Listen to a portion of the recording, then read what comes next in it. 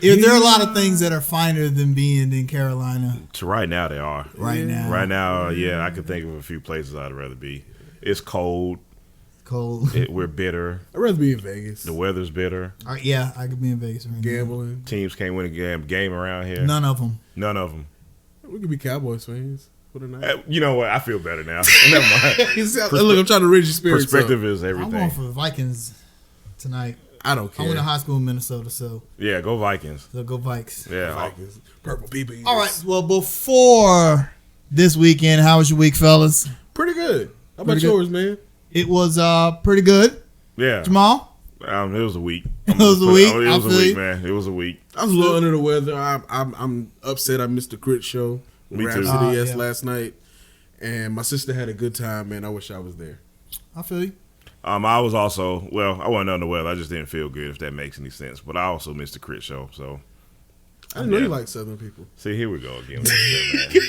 Was he performing with Mobb Deep? I would have gone. I would have went. Yeah. I would have went. That was a nice bedtime story for my sickness. Right. This is why I don't like people on the Y'all, welcome to Under Construction. My name's Kaiser, the producer. I'm joined on the left by Rodney. What it do, baby? What it do, baby? Richie Richardson and Jamal, the angry black fan Darby. Our brother Vince, the beardless one, is taking the day off. He'll probably have a beard next time you see him. Probably so. Be some peach fuzz, maybe. Yeah. No shave November's in effect. What was shaved today? Points by the Carolina Panthers against the Green Bay Packers.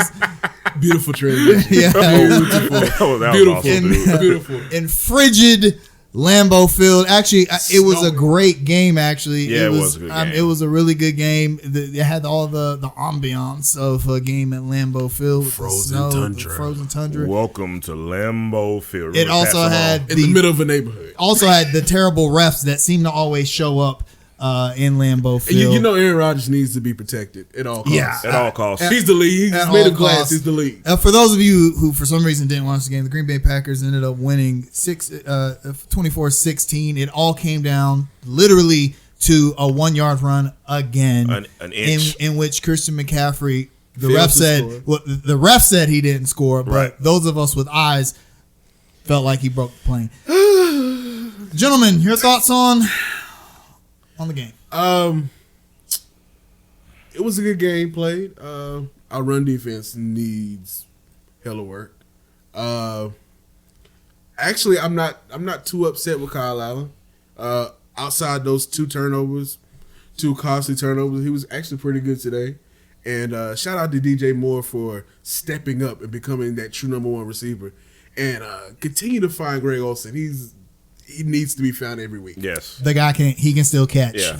He can get open surprisingly still. I don't understand how he gets so open. I'm a little disappointed with Curtis Samuel today.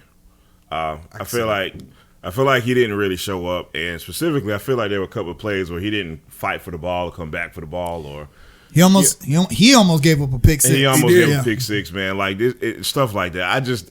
What did he really produce today? Am I missing something with Curtis Samuel today? But as far as overall thoughts, man, can we just trash this 3-4 hybrid, whatever the hell this defense? Can we just get rid of it? It's not working, guys. Well, the problem is that though we've bought into the personnel. Yep. So now we have the personnel for 3-4. Well, not really. Here's another thing to consider. Bruce Irvin is taking Brian Burns' snap. This is the first year that the Panthers have run the 3-4 under Ron Rivera. Anyway, right. So it's gonna take some time. We got a bunch of guys that have never run the 3-4. That includes Luke Kuechly. That includes Shaq Thompson. It's kind of showing with Luke Kuechly. It's kind of showing a little bit. I agree. So it's something that's a little off on that fastball lately. Yeah, man. I think we're starting to see the actual decline of Luke. Well, I'm not sure if it's a decline. I think it could be just a different defensive system. A middle linebacker is different than an inside linebacker. Because there's some examples of the game that doesn't show me decline. It shows me confusion more than like a physical decline. There was a couple of plays where Luke Kuechly was, and you don't see this out of Luke Kuechly a lot, man. You know what I'm saying? Where there was some confusion about what gap to cover. Gotcha. Like, come on, man. Well, yeah, but I think that's because the San Francisco game showed the NFL a lot about the Carolina Panthers defense. You misdirect. You essentially game plan around confusing Luke Kuechly because he's going. Everyone knows he's going to figure out what you're doing. Great point. And I think that's what Green Bay did today. And to be fair to the defense, they had some gaps, but I guess we'll get into this later. I felt like they didn't do too bad considering who they're playing. But however, now no, you make an awesome point with that, man. However, there were a couple of runs where it's just straight up the middle, man. There's nothing tricky. First drive, you know the first drive, the no, second half, just boom, boom, boom, boom, boom, up and down the field. Aaron Jones had these just wide open gaps to just run up the middle, man. Like that's very uncharacteristic. But of maybe us, man. it could be also, where a middle linebacker typically will have to play the A in the B gap. True. Sometimes Luke he's got to play the C gap. I mean, it's only 3 defensive tackles, whereas normally, you've got. Which begs the question. This begs the question. How much are we missing KK short? It looks like it looks. Yeah. It looks like he deserved every penny he got. How much are we missing Starlin Tulele? Fair question. How much did we miss James Bradbury today? Oh man, yeah. Started on that. To be fair though, I thought the pass defense was sound. We put pressure on Aaron Rodgers. He was able to escape most of it because he's Aaron Rodgers. Dante Jackson made some gambles, but he made some good plays. He broke up a sure touchdown. Listen. Dante Jackson was total Dante Jackson today. It was boom or bust. Yeah, it was no in between with Dante Jackson today, man. He gets a straight up C. If we're giving out grades, average. It is C right there. What is it? 80? Is that the C? He got an 80. About 75, something like that. But it could just be that Green Bay said, you know what, this running the ball thing is working, right? Yeah. So let's just stick with it. But they gave themselves a chance at the end of the game. They did. And Kyle Allen, who grew up a Green Bay Packers fan, had his chance in Lambeau Field in the snow to produce a game-winning drive, and I felt like he did a good job. I was gonna say I want to give Kyle Allen some props, man. Now there were a couple of throws and there were a couple of almost turnovers where I was yelling at the TV like, Kyle Allen, what the hell are you doing? Because there was like 2 or 3. I was like, come on, man. However, with that being said, I don't think our offensive line played very well today. No. Not at least not in pass offense. Right. And despite the crappy O-line play, I think Kyle Allen did a great job because he didn't have a lot of big pockets to throw. That begs the question. Man. Let's get a little controversial here. Here we go. I know where you're going. Kyle Allen's stat line was 28 for 43, 307, 1 touchdown, 1 interception, 1 lost fumble. Right. Cam Newton has those same stats, and we lose. Whose fault is it we lost the game? Oh, it's Cam Newton's fault. Cam Newton's fault, right? Come on, man. So shouldn't it be Kyle Allen's fault that we lost the game? I mean, because he threw a red zone interception. If we score on that, we win. Look, it's not his fault. He has a nice F-150. No, it's not his fault because he doesn't wear headscarves. He wasn't the number 1 pick. He's dressed like grandma. He doesn't. You know what I'm saying? He doesn't go to France and take pictures on Instagram all the time. No, it's not Kyle Allen's fault. He doesn't create a YouTube page for views. But also, Aaron Rodgers was 17 for 29 for 233. No touchdowns. Look, you hold Aaron Rodgers to that. You think you should win that game every time, man. Every single time. I think although Kyle Allen had the chance to redeem himself, and he did a little on that last drive, you cannot discount the red zone interception was inexcusable. Yeah, right. I'll give him a little bit of leeway because this is essentially his rookie season. It really is. Right. Yeah. But that's a bad decision, especially to make, when you had all the run it. Cam Newton, a healthy Cam Newton, runs that ball in for an easy 6 points, whereas Kyle Allen threw just a terrible throw in the double cover. So one thing I want to discuss, we had a defensive drive that was awful. I'm talking about the Packers' first 2 plays were huge gains. Mm-hmm. You know what I'm saying? And I look at that, and I'm just like, what the hell happened to this classic Panthers defense that we all know and love, man? And I haven't watched all 22 at all this season, actually. This might be the first game where I might actually watch it because I got to see what is wrong with our run defense. Right. We talked a little bit a few minutes ago about going from the 4-3 to the 3-4, and maybe that has something to do with it, but still, when you I'm just gonna start listing names: Luke Kuechly, Shaq Thompson, Gerald McCoy, Bruce Irvin, Brian Burns, Dontari Poe. That's your front seven, and y'all can't stop and y'all nobody. can't stop the run. Something is wrong. And then you got Eric Reed coming down into the box. However, speaking of Eric Reed, can you wrap up, please, sir? Can you please wrap somebody up, we man? were missing a whole bunch of tackles past couple years. Reed's always been a thumper. That's his thing. I mean, Boomer bust. Boomer bust. Yeah, I don't know what to say. Oh man, about Bradbury would have been nice this game. Would have been nice this game. Yeah. I don't know how much of a difference it would have made, but also, I hate to talk about refereeing. However, God, it was bad today, geez. bro. It was obviously bad today. I don't Look, before someone calls us homers, let me say it was bad on both sides today. Cause we got away with some stuff too, man. So, but the call on the Gerald McCoy hit.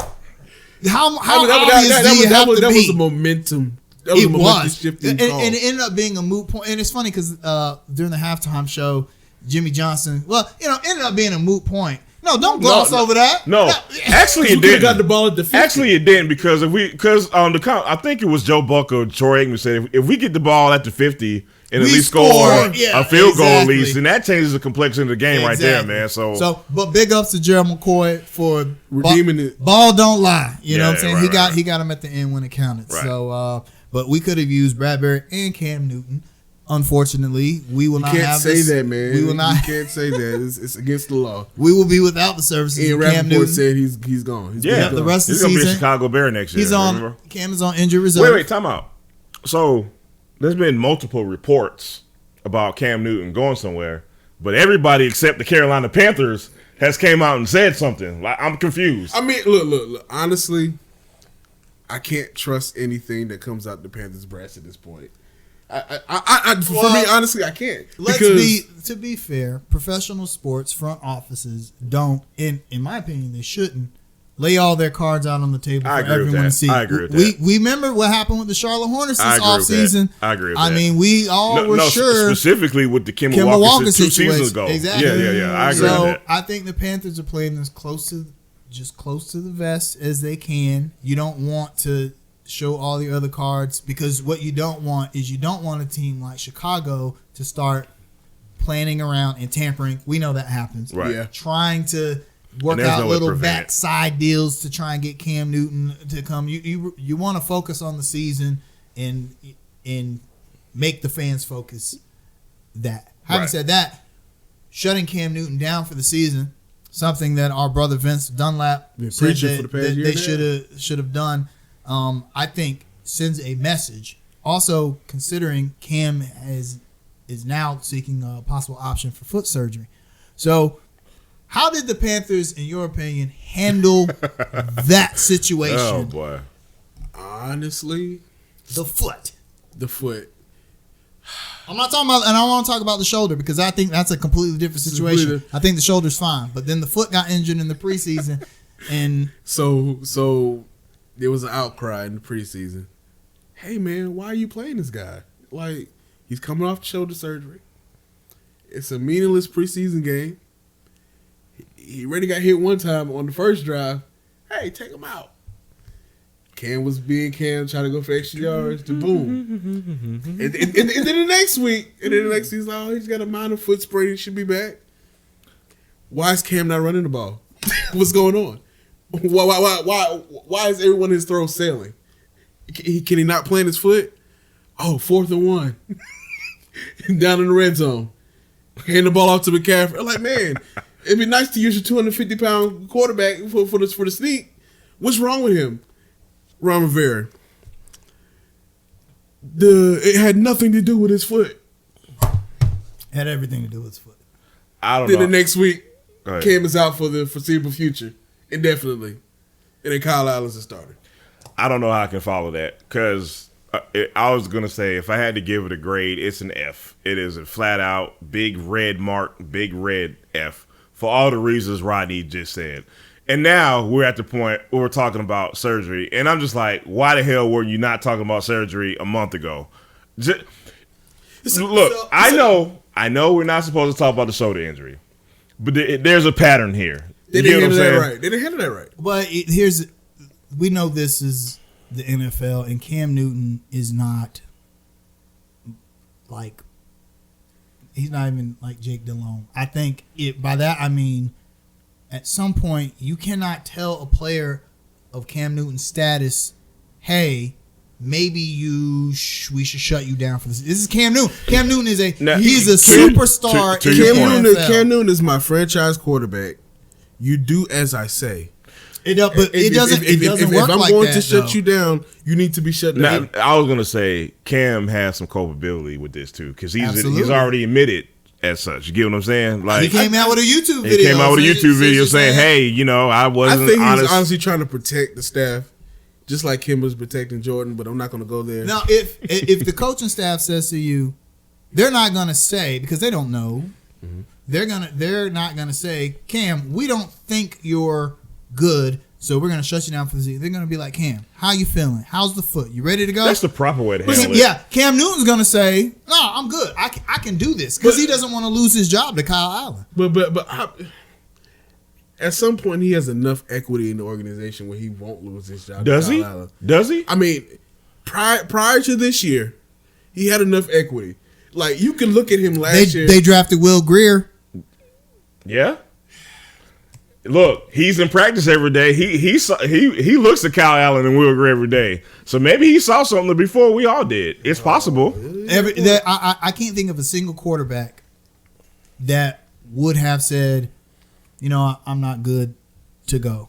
Maybe you guys should sit me. Maybe I need to look at this foot for sure. I can't think of one. Right. Would Aaron Rodgers have done that? Would Tom Brady or Drew Brees have done that? No, those guys would have gone out there. However, with all that being said, going back to that Tampa game, Ron Rivera knew good and damn well that boy wasn't right. He knew. He knew it, man. You know what I'm saying? Well, but see, okay, but that was Ron trying to protect Cam. Ron knew, but Cam wasn't ever going to give up the ghost that he was okay. Man, look, at a certain point, you saw this guy lose 8 straight games toward the end of last year. Hold up.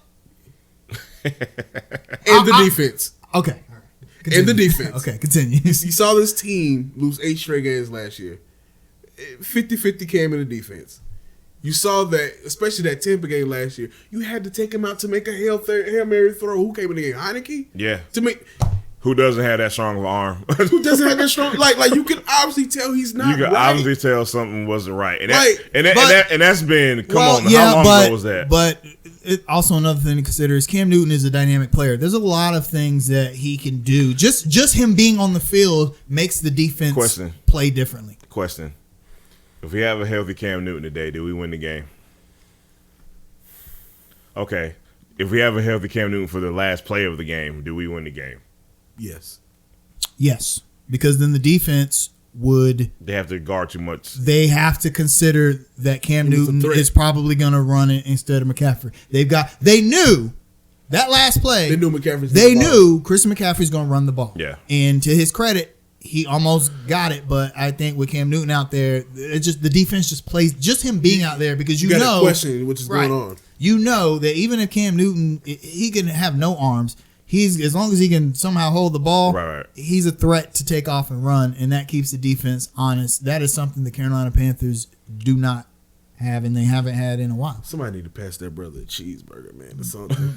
I don't know. I just don't know what's going on. We talked about that on a previous episode. Is Cam Newton's veganism?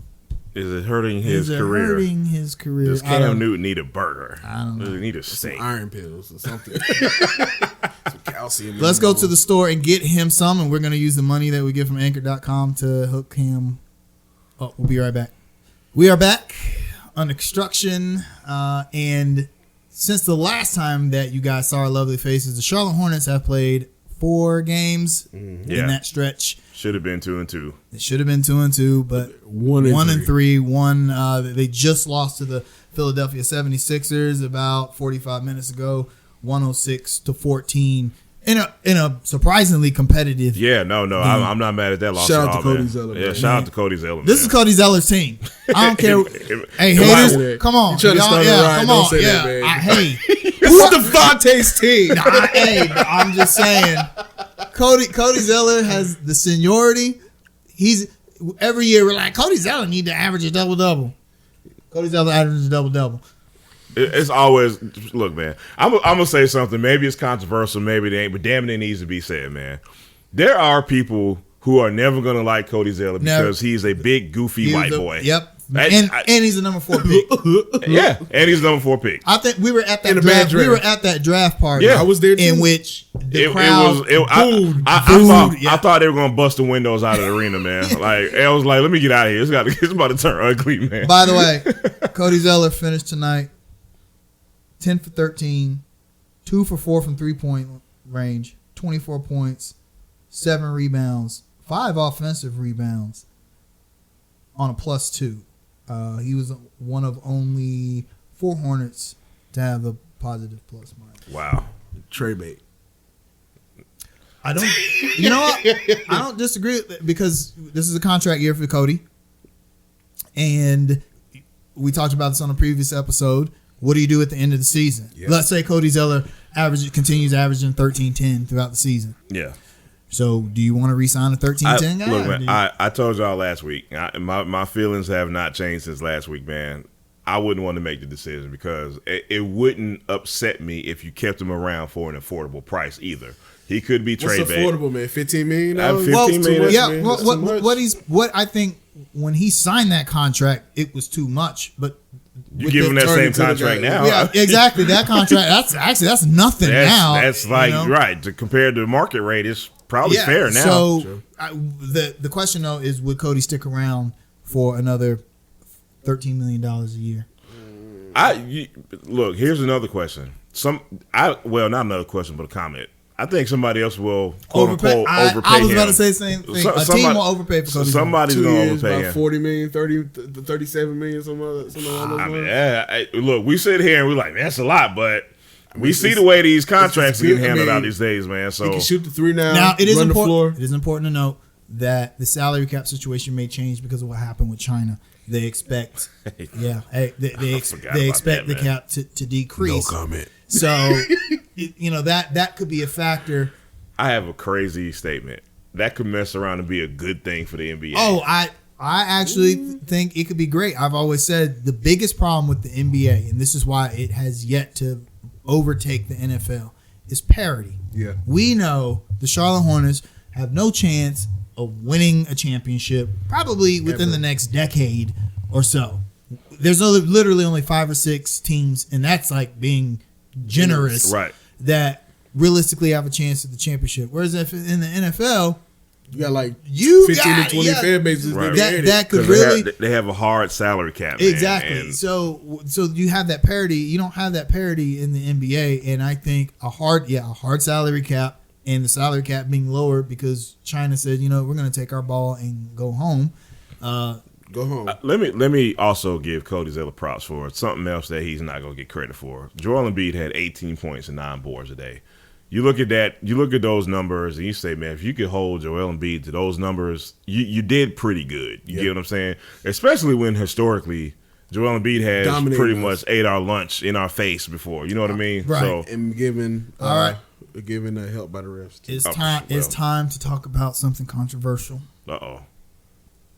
Controversy. Dwayne Bacon, 17 minutes, 0 for 6, 0 for 2 from 3, 1 point, -20 plus minus. Malik Monk, 27 minutes, 4 for 8, 2 for 5 for 3, 15 points, 8 rebounds, +1.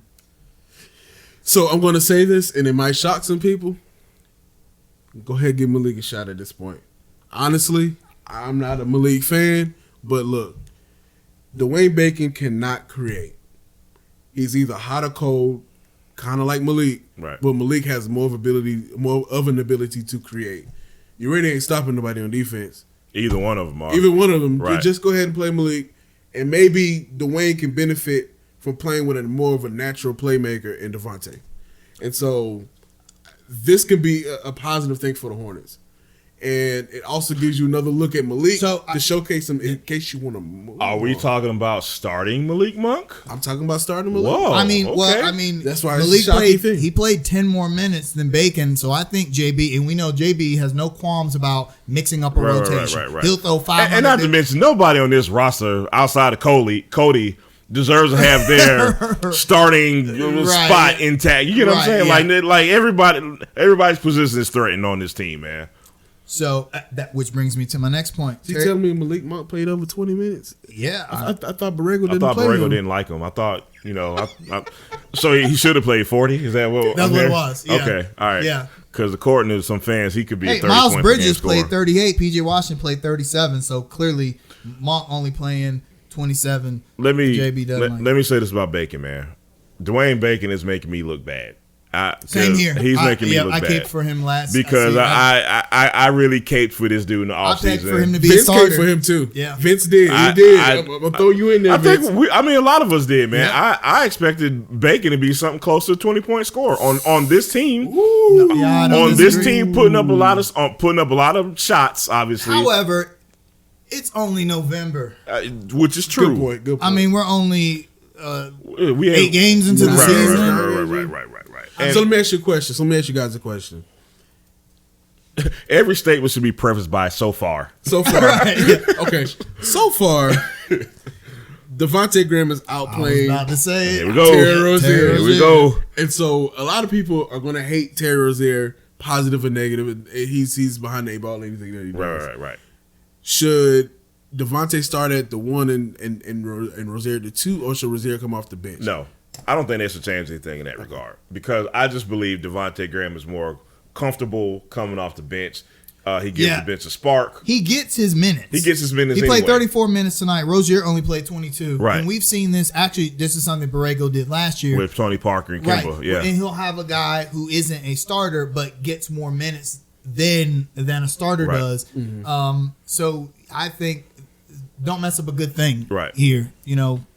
Kind of like our Lou Williams, like a little mini Lou Williams. But I mean, also another thing: 10 assists, 19 points, 10 assists from Graham tonight. He's number 4 in the league in assists per game. That's pretty amazing. I honestly did not see this. Yeah, there was a question that was posed in the Hornets group saying, is it possible for him to win 6 Man a year or most improved? My answer was nobody's gonna beat out Lou Williams for 6 Man of the year. I think I'd be the winning team but too. Most improved player is a real possibility. Yeah, I believe, man. I always hate that award because they tend to give it to someone who missed the previous season because of injury. Right. Although, however, having said that, the NBA tends to look at everybody. Okay. They don't really, because in the NFL, I can't remember the last person that won the award that wasn't injured the previous season. Whereas in the NBA, they have a history of people who weren't injured but just had these big, leaps. Right. So I'd like to see Devontae Graham be in the running for both of those. He really, we called it Zeller's team, but honestly, it's Devontae. And I tell you, he looked like a little mini Tony Parker out there sometimes. Yeah. He hits some big shots. He's not afraid of the moment. That's what I like about him, man. Yeah. Like, he's totally not afraid of the moment, man. And what was the game? What was the game this week, man? Indiana game. Mm-hmm. Every big shot, man, he took and he hit. Yeah. It's like he just soaked up so much from Kemba and Tony. Absolutely. And he was just sitting back and humbled himself and was ready to learn. I wonder if that is an advantage he has over Terry Rozier. Terry Rozier was backing up Kyrie Irving, who ain't exactly like the mentor of the year. Whereas Devontae Graham came up behind Kemba and Tony Parker. Could you ask for 2 better mentors and teammates than those 2 guys? Just don't bring your girlfriend or wife around Tony Parker. Yeah, Devontae, don't pick up that behavior. Speaking of Kemba Walker returned to Charlotte in a very emotional game at the Hive. They had a video tribute for him, and the Boston Celtics ended up being victorious. Not really because of Kemba Walker, honestly. I think he was just kind of overwhelmed by the moment. Gordon Hayward, who has a broken hand now, by the way. Man, tough luck, man. Seriously. Should have signed with the Bobcats all years ago. Tough break.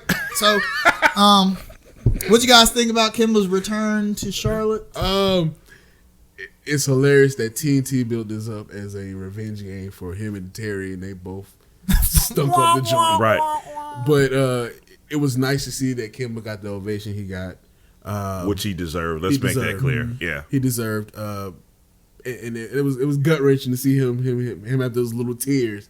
And to see that quote that like they still love me, like man, we never had anything against you, we love you, man. In fact, most Charlotte fans kind of wanted him, not most, but a lot of Charlotte fans wanted to see him leave because they felt like we want to give him a chance to win. Right? Yeah, we want to see Kemba Walker win. So. I wasn't one of those. No, I was not one of those guys. I wasn't one of those fans. But we could have won with him. But leave that alone. My thoughts, man. I want to first of all say, for once, I'm proud of Charlotte fans. Thank y'all for not being lame for once. I did not see a lot of Boston Celtic green number 8 jerseys, and the one I did saw was actually Antoine Walker jersey. But anyway, enough about that. The game itself, man. The game itself was underwhelming. The Celtics show that they are a very well-coached team. Brad Stevens made some adjustments, and that pretty much ended any chances we had of winning. They exploited every weakness we had, especially with limiting our offensive liability, so to speak. So the game itself, again, it probably shouldn't have been built up the way it was, man. And Rodney already mentioned that, Terry Rozier had an absolutely awful game, worst game of the year by far. Kemba Walker didn't do much, man. So with that being said, the game was just kind of but Kemba Walker coming back and getting that deserved ovation he got. I mean, it was cool, man. It didn't hurt me as much as I thought it would, man. You know what I mean? It just was freaking strange. It was just weird. It was just weird. Arena, right. Man. It was just seeing Kemba warm up in a it was like, God, this is just and it also to me it closed the book. Yeah. Finally, you see him on the floor. You close the book. It's time to move on. I thought it was a lot. I don't know if you guys remember a couple of seasons ago when they had the Del Curry night and Steph Curry came and dropped 1 million points on us. And everyone was cheering for Steph Curry. I hated that night, and every time I think about the Del Curry night is tarnished because Steph Curry came home and torched us. It just showed why he's from Cleveland. I don't want to hear it. He's from Charlotte. I'll give Steph that. But I'll say that the vibe.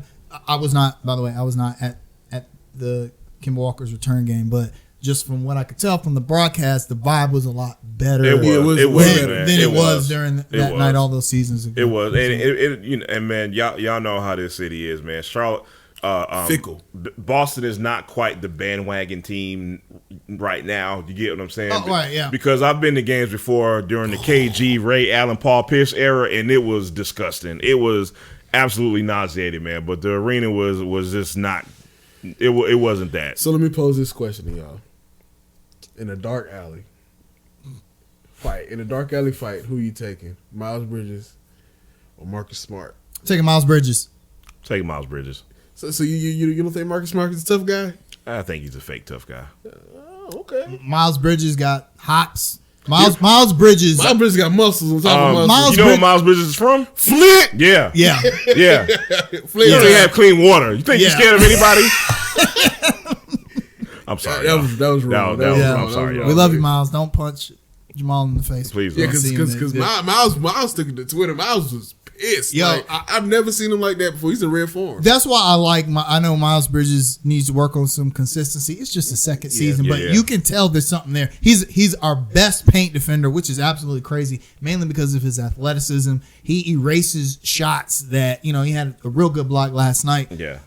He does stuff. So I'm taking Miles Bridges. Taking Miles, man. Taking Miles. I'm taking Miles too, man. He's bigger than that guy. I've always felt this about. I was up in the upper level embarrassing Rodney because I told him to punch Marcus Smart in the face, and I was real loud about it.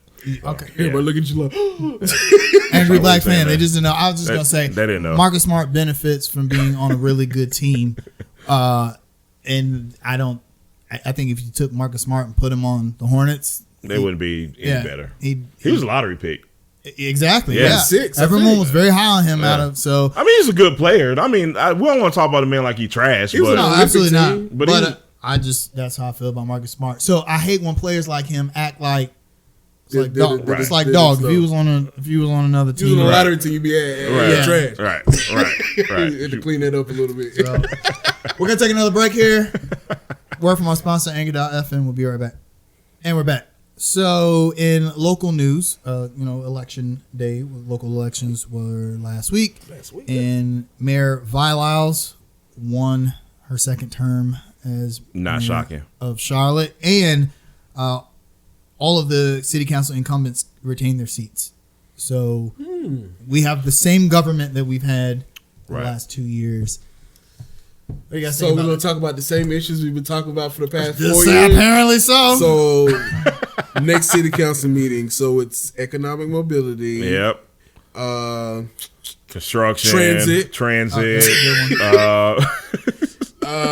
taxes, how to launder money for the new stadium. Wow. Republic National Convention. Wow. Yeah. A bunch of I have a theory. So you excited for Vile?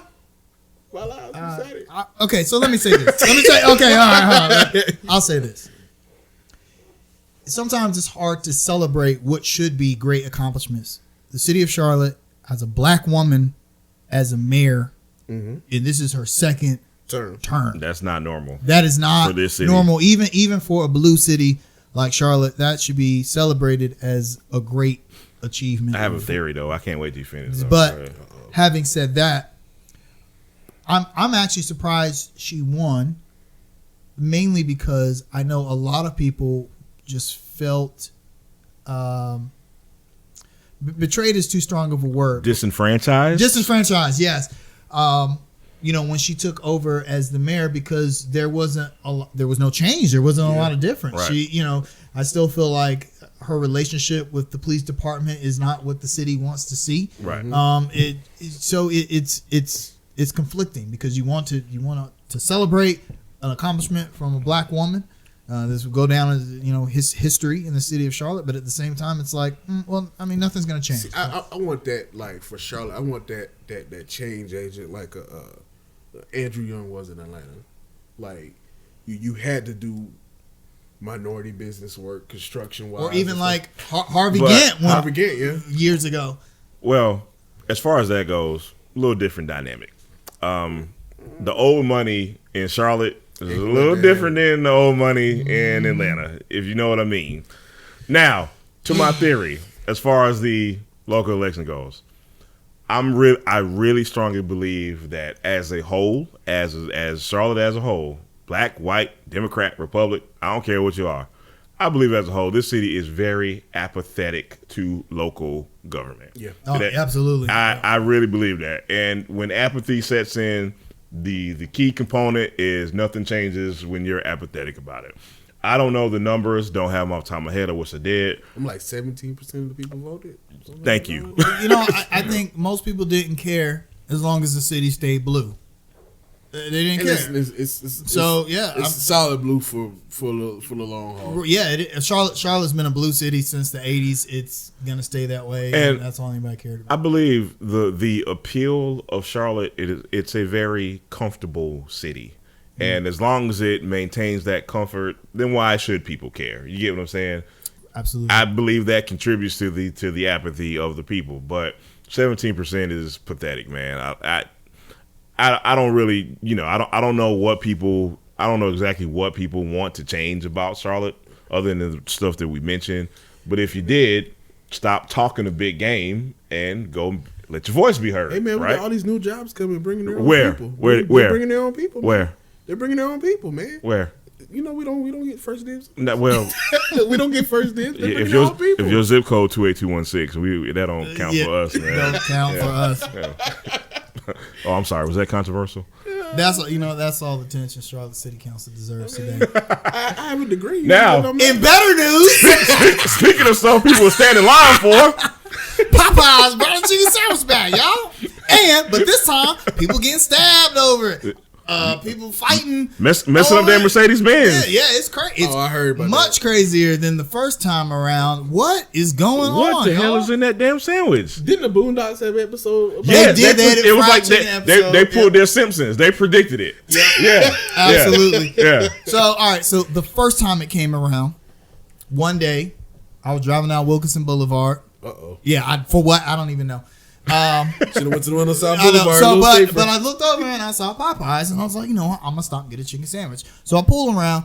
and the drive-through line was around the building, and I thought, maybe it'll be better if I go in. That was a mistake. But when I went in there, it was maybe 30 people in there. It wasn't too bad. Did you have protective gear on? No, it wasn't that bad at first when I went in there. Everyone was real cool, and then it was like, you ever read Lord of the Flies by William Golding? You know how that society of children just broke down into warring factions? That's what it was. It was like in real time. I just saw society crumble. The ice machine broke. They ran out of spicy mayo. I saw somebody quit just on the spot. He's like, you know what? Screw this. I'm out. He left. People started fighting someone.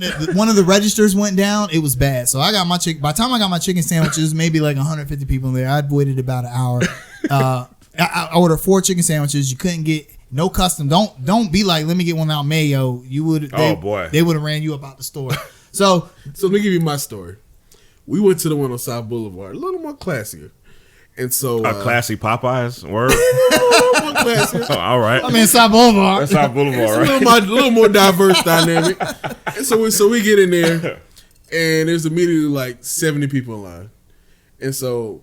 It was like a club, so we paid for skip line, and so we agreed to pay for this kid's. We agreed to pay for this kid's meal in order to get our meals paid for. And so, hey man, real quick, I'm gonna let you finish.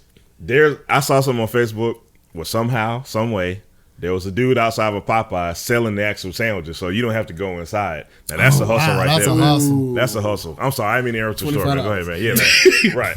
But yeah, so we get up front, and like this lady, she's just talking the whole time. And it's just like a family atmosphere. We just sitting there laughing and kikiing. She's like, baby, y'all need some help back there. I got you. So they're like, yeah, come on back. So they gave her an apron, and she's sitting there putting food together and everything. It was hilarious. We had a good time, and we tried the sandwich, and the sandwich to me is delicious. It is worth the bang for the buck. It's crispy. Nice size. Damn it. Price effective. Somebody should have had a sandwich. It's better than Chick-fil-A. I don't like Chick-fil-A. We couldn't get one. We couldn't get one. I would have loved it. Okay, so here's my take on the sandwich. It doesn't taste as good as the Chick-fil-A sandwich. Chick-fil-A's overrated. No, here's the thing. I'm not a huge fan of Popeye's chicken. Left out, man. I feel like it's just not. The chicken sandwich tastes like Popeye's chicken, which if you get the non-spicy version, Popeye's don't put no damn seasoning on their chicken. And if you get the spicy version, they put too much on there. So I've had both, and having said that, it's a better chicken sandwich than you're gonna get from Chick-fil-A. It's bigger, it's thicker, it's crispy, it's cheaper, it's juicy. It's like a piece of Popeye's chicken between the bun. Is it worth waiting in line for or getting shot? No, absolutely not. I want another one, but I see those lines and I'm like, yeah, I'll wait. I like my life. So here's my take, because I don't have an experience. I haven't tasted the sandwich yet because I'm impatient. I don't like waiting in lines for stuff. I don't blame you. So, but best believe every time I pass by Popeyes, I'm like, I look at the line like, is this the day? And it's like, nah, I'm good, man. So I'm gonna bring a little more serious take to this. So I was in Concord the other day, and I noticed the line was wrapped around the building. I didn't see any black people. I'll just put it like that. So my question is, based off an article that I saw, has Popeye's chicken sandwich craze, has that morphed into black shaming? Now, that's a great question. Now, it's a great question, but again, I'm in Concord the other day. I ain't see us standing in line for it. So I think it has. I'll tell you why. Just stereotype. I don't like the idea that for some reason black people, we can't be attentive of multiple things at one time. Right. Y'all distracted about this chicken sandwich, but y'all, real quick. But you didn't vote on Tuesday. But what does chicken sandwich have to do with voting? Oh my gosh. No. But I'm sorry. Is Charlotte comprised of all black people? Because you just said 17%, only 17% of people voted. Yep. And that was all black people? Really? Yeah, I mean, although I get the sentiment. Right. Okay. Because I hate to say this. So I used to, work in IT, and I used to be an IT manager at a company in Charlotte. The company is actually based out of Atlanta, but the IT office is in Charlotte. And we had a pretty diverse group that I used to manage, and it was a lot of black people on there. And there was, I don't think this place was racist or anything like that, but there were people who were not people of color that the people of color on our help desk felt got, They weren't held to the same standard. And I used to tell my black employees, I hate to tell you this, but you have to hold us to a higher standard. Yeah. We got to do it better and faster than the next guy. That's just the way that it is. Right. So I understand the sentiment of, hey, black people, we got to do better. Right. They baited us with some chicken. Right. And look how y'all acting. Right. I don't disagree with that. However, having said that, let me enjoy a chicken sandwich. Come on, man. It's just a damn sandwich at the end of the day. I'm hungry. Right. Yeah, You didn't see me eat that. Yeah. I can eat my chicken and be in line about the vote. Right. Yeah. Thank you. Right. So that's a great point. Man, that's With that being said, after I leave here, I'm gonna go check this line one more time. Hey, because I'm hungry. Hey, Is it closed? Too late.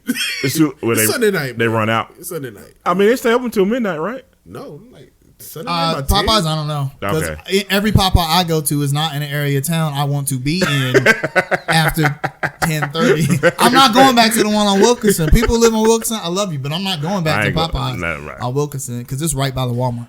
I'm there with you, solidarity, brothers and sisters. Y'all know what Walmart I'm talking about.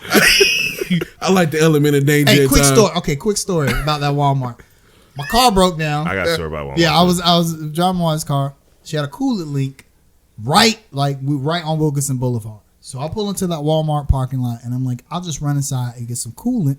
So I and it's right about closing time. It's right about 9:45 ish because that's the only Walmart. If a Walmart closed, you know what time it is. Right. It's not a good Walmart. It used to stay up until 12. Well, I know another one that closes. We're not gonna go there. Gastonia? No, the one by our house. Okay. Yeah. So I'm like, okay, I'm just gonna run in there and get some coolant. So I go in there and I see a bunch of people congregated around the front of the Walmart, and I'm like, okay, what's going on? I need to get this. Not the kind of cipher I want to be in. I mean, when I say a bunch, I mean like 50 people outside the front of Walmart. Well, I guess something had happened inside of Walmart or something, and they were gonna close like 15 minutes early. Right. And oh my God, people was ready to riot. I heard somebody say, I'll be back. I'm going to my car. Now, listeners, I don't know where you from. I don't know where you from, but where we from? You walk the other way. What that means is you shuffle quick. Yeah, I just turned around and went across the street to the QT and got some coolant from there because I wanted no part of that Walmart. You should just went to Paper Dolls and called it a night. I should have. My wife was with me, so that would have been awkward. But. We are completely off the rails here. Off the rails. That would have been fun, though. We're cool. Let wifey. me tell you my Walmart story real quick. All right. So I'm in Walmart shopping, whatever. Dude comes up to me, hey man, you like music? No. Not really, no bro. rhythm, I'm like, yeah, man, what's up? Hey man, you like rap music? Yeah, man, something like that. I got the best mixtape you ever gonna hear, man. Oh man. No. We inside Walmart in the electronics section, dog. You can't sell me stuff in Walmart, man. Like, you just can't do that, man. Walmart. All right, we're gonna reel Walmart this back Popeye chicken. It's Charlotte's crazy. Y'all just don't know. I love me some Charlotte, man. I love this city. I love this city, man. So why don't we give some shout outs to those we love? Rodney. Man, look. This guy is a legend. If you listen to the Ringer podcast with Bill Simmons and Zach Lowe, he has an island called Waiters Island. I'm gonna give a shout out to Deion Waiters, man. Who gave you those gummies, bro? Let me know. Who gave you those gummies? I think Eric Spoelstra gave him the gummies. He'd set them up. Set him up. Kick him off the team. Hey, trade Hey, man, if you guys didn't know, he had an episode on the plane. He passed out at a panic attack. That's awesome. Yo, man, that had to be a hell of a day. That's a straight So G. I've actually had an episode with edibles which required the services of EMS. So I know what brother was going through. Look, how much did he have? Like, I want to know. That's the thing. He's a professional athlete. He's not like me. You know what I'm saying? He must had to been a lot. Oh, he had a grab bag. He had to have a grab bag, It probably was Jimmy Butler. Yeah. I wouldn't be shocked. Yeah, probably so. Jimmy Butler, holla at me, dog. All right, so I'm sorry, you finished. I'm done, man. Deion, get better, man. See you in 9 games. 10. Serve out your suspension. Right. They include the Lakers game. All right. Shout out to my Darby side of the family. I hope to see y'all in a couple of weeks. Shout out to the beardless one, Vince. See you next week, brother. Shout out to Cody Zeller. You silenced your haters for one game. Who else I want to shout out, man? Shout out to our fans again, man. We don't shout y'all out enough, man. Shout out to the fans who share our stuff, who keep viewing. Shout out to the people who walk up to us in public like, man, y'all better not stop that, man. I love y'all, man. So big shout out to y'all, man. Shout out to D'Amico Faulkner. He was the latest guy. I went to West Charlotte with him. Walked up to me. He was like, man, glad y'all getting y'all podcast off the ground, man. And I always love the love, man. So shout out to D'Amico. Hey, man, petition to get us on radio. There it That's is. right. Yeah. Shout out to tomorrow's Veterans Day. Yeah, man. So shout out to all of those, my fellow veterans. Yeah. Vince. Who served. Vince, also a veteran. So enjoy your day. Chick-fil-A is giving free meals on Veterans Day. Yep. A lot of places give free Veterans Day meals. Show your IDs. Also, if you are a veteran, you can now order from the BX online. Ooh. And you do not have to be a retired veteran. You just simply have to be a veteran. You go to myexchange.com, you enter your information to verify you're a veteran, and you can get all the BX discounts that you want now without having to drive to the base. So, real quick announcement. My birthday is next week. Cash App is JAYMAALD $. Happy 45th, brother. Shut up. Mobb Deep forever. Mobb Deep forever. We love y'all. We'll see y'all again next week. Southern hip hop for life. Peace out.